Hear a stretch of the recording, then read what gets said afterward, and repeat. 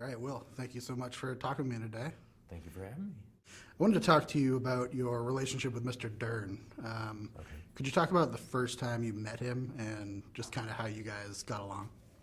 I was intimidated by every part of the beginnings of this movie because it was just such a new experience for me, and I really wanted Alexander to like me, and I wanted to do a good job for him. Bruce was the same way. I knew going in he very likely knew nothing about me and was going, who is this guy that you're getting to play my son? So it was important to me that we had a good relationship, and we met one time before we went out to Nebraska at the steakhouse in Los Angeles, and it was a really fun time. He told the best stories, and he tells a lot of stories. He has the best memory and just tells stories about everything. Yeah. He's kind of like a Cliff Clavin with mostly factual information. Yeah. I don't know if it's 100% factual, but I don't know enough to know what's factual and what's not. But it seems like the stuff that I check out, mostly factual. Yeah. So you're just hearing these amazing stories about Alfred Hitchcock and John Wayne and Marilyn Monroe. It was like going to film school or film history Right. school. And then once we actually went to Nebraska and started working, we were stuck in these cars together for hours and days, and we just got to be really close. And it very quickly, it was an experience where he helped me get really comfortable very quickly. Yeah. Because I was really intimidated going in. I think he knew that I was, and he put me at ease right away with just his encouragement and his friendship. Mm-hmm. By the end of the movie, it was like we were family. It was I was surprised that I just didn't expect going in that we would get as close as we did. Yeah. Yeah. He's just part of, I can't imagine him not being part of my life now. He's That's Brucey. Right, he's Brucey. I don't think I've ever called him Brucey, but it felt right. Cool. So that definitely shows up on screen. You guys have great chemistry. So Oh, thanks. seems to work out. He is a one of a kind. I mean, there's nobody like him. Yeah. I hope you get a chance to spend a little time with him because Yeah. it was one of the most amazing experiences getting to be a part of this movie, and he's one of the main reasons why. Just really quickly, I wanted to ask you if you could name your favorite Saturday Night Live cast member. My favorite Saturday Night Live cast member Yeah, of all time. Growing up. of all time. Yeah, who did you love? God, there are so many. I know I you mean- love Carvey, but Phil Hartman, Hartman, yeah. Dana Carvey, Will Ferrell, John Belushi, that whole first cast. Who made you laugh the most during your stay? Bill Murray, God. Who made me laugh the most? I loved Chris Farley. Yeah. I had such a huge place in my heart for Chris Farley, and he just made me happy. Yeah. God, but just every step of the way, Adam Sandler, they're just every cast. Right. Eddie Murphy. There's, the list would be shorter if you asked me the people I didn't like, and I will never tell you. I will never tell you that. Ah, too bad. All right. Thank you so much, Will. Appreciate it. Thank you. Good luck with the movie. Okay, Mr. Dern, thank you so much for talking with me today. It's a real honor. I really appreciated your performance in Nebraska. I thought it was great. Thank you. And I was talking to Will Forte earlier, and he told me when you guys first met that you had some great stories about Marilyn Monroe and Alfred Hitchcock and stuff. And I was wondering if you could relay maybe the Marilyn Monroe story. I was really interested to hear that. Well, I wrote a book called Things I've Said and Probably Shouldn't Have. In 2007, it was a bestseller for about a month in New York Times, LA Times, whatever it was. And then it kind of petered out. But in the book, I didn't change any names. But I didn't send anyone to jail either. But it's like a recollection of from my first day in the business till up to then in 2007. And when I was first in the actor's studio, when I left Philadelphia to go to New York to be an actor, there are 3 goals. I'd never acted, but about 2 weeks in a little school in Philadelphia. Go to New York, work for Kazan, become a member of the actor's studio.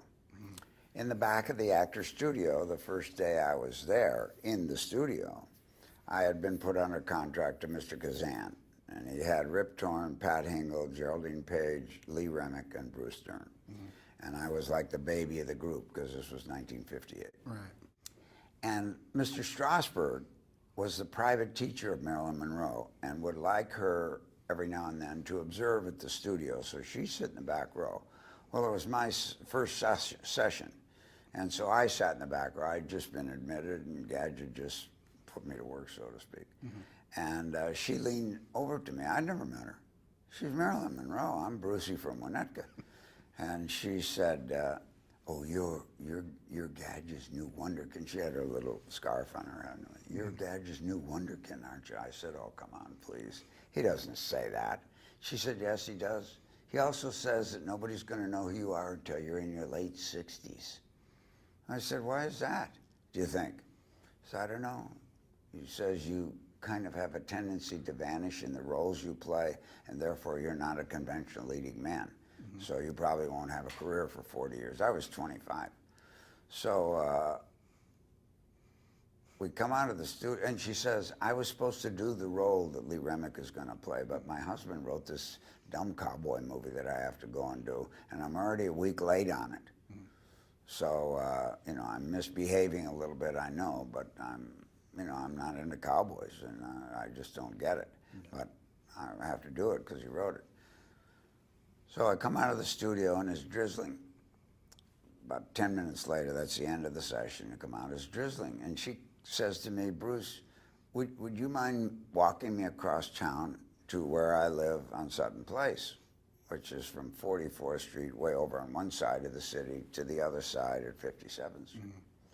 So I said, Marilyn, you're Marilyn Monroe. You don't even have to pull your skirt up. You can get a cab just like this. So you know, anybody's going to take. She said, no, I like to walk in the rain. So we walk across town. As we approach Sutton Place, we're on 57th Street, a woman comes whipping out right in front of us, as close as I am to you, hailing a cab. The cab slams on its brakes, stops. She gets in the cab. As the door opens and she gets in the cab, I turn to Miss Monroe, who has tears in her eyes. And I said, what's the matter? And she says, Bruce, don't you know who that was? And I said, and now we're both looking back at the cab, which is already 100 yards up the street and turning and out of there. And I turn back to answer, and she's sobbing. And I put my hands on her shoulders. I mean, she's Marilyn Monroe, what am I going to do? But she was in pain. And I said, what is it, Miss Monroe, what's wrong? She says, Bruce. And the woman had a full-length polo coat to the ankles, loafers with no socks, slacks, a little kind of, I guess it was cashmere kind of sweater, and the polo coat was open, so it was like a cape. So she was flying like this huge albatross kind of bird. And she says, Bruce, that was Greta Garbo. And she didn't know who I was. And I always said later, I only saw her one time after that. And I always said, you know, I think she shined you on. Yeah. And she said, but why? Why would she do that? I said, well, you know, and looking at you, she says, yeah, your name's Marilyn Monroe, you're big stuff. They call me Garbo, honey. Get in fucking line. You know what I mean? Excuse me, I didn't mean to swear, but that's where my and what was the movie she went to do? The Misfits, which her husband Arthur Miller wrote. Right. And she was scared to death to go because she didn't go on time, which is a diva move. But she was really scared because she said to me, what if he doesn't like me? I said, I've never met him, but he's the most popular man in the world, and I heard he's nothing but elegant. Well, the guy was Clark Gable, because he's the star of the movie. Right. So she went to work with him, and she was afraid that he wouldn't like her. Amazing. And I'm sure he loved her. I'm sure, you know, everything.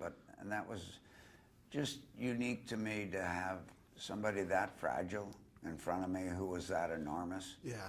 And it made me look at acting then, because I was just beginning totally different than I think I would have ever looked at it had I not seen that. Yeah.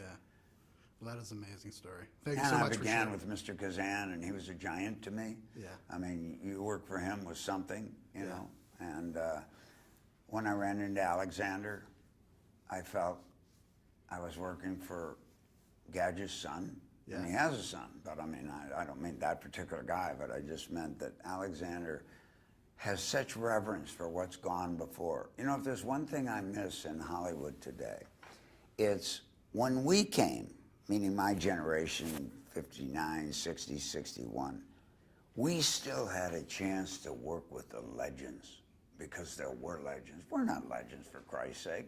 Clint looks good on a horse and, like, you know, something like that, so he could be a legend, but I mean, I'm not a legend, and yet we get awards like that. You know, Jack will be a legend, but I mean, not with the Laker team. This year he won't be.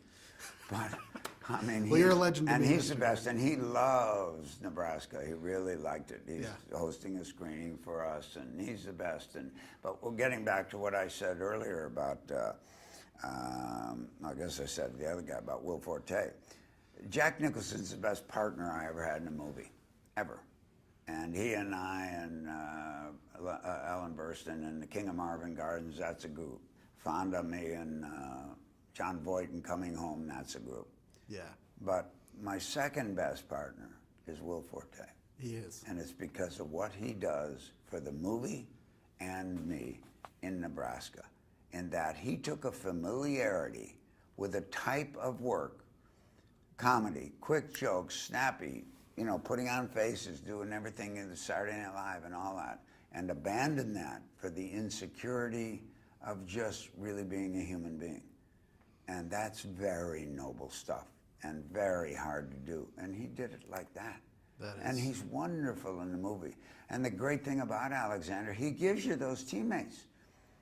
I mean, every scene in that movie where you see in the rural bars and everything like that, John Jackson, who's his casting director, lives 7 months out there. I mean, Alexander lives in Omaha, but John Jackson, he went and looked. And every place he found the faces that he needed, we shot the outside and inside of that bar because those people were in that bar.